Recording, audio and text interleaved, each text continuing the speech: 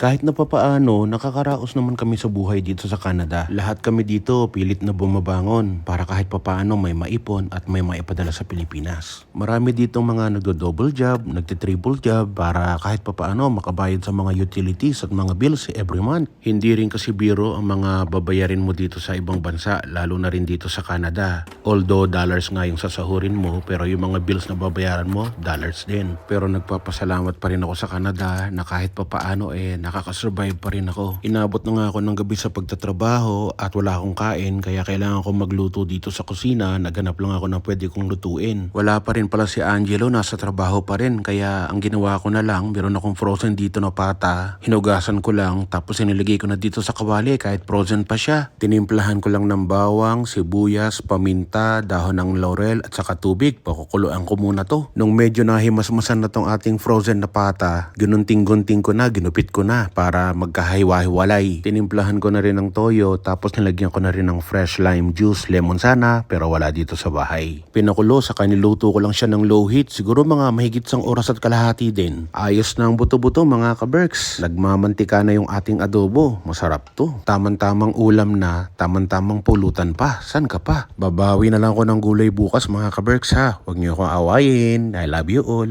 Mauna na nga rin pala akong kumain kasi maya-maya pa ang dating ni Angelo. Pagkakain ko, pahinga lang ng konti tapos matutulog na dahil maaga na naman ang pasok bukas. Ganun talaga ang buhay dito sa Canada. Kung double job ka, kung triple job ka, wala ka na talagang oras paski na magluto. Kaya lahat ng diskarte, lahat ng paraan gagawin mo para kahit papaano may instant ulam ka na rin kaagad. Hindi ako maselan, hindi ako maarte pagdating sa pagkain. Sa laki ng tiyan ko, sa kapal ng uso ko, mag-iinarte pa ba ako?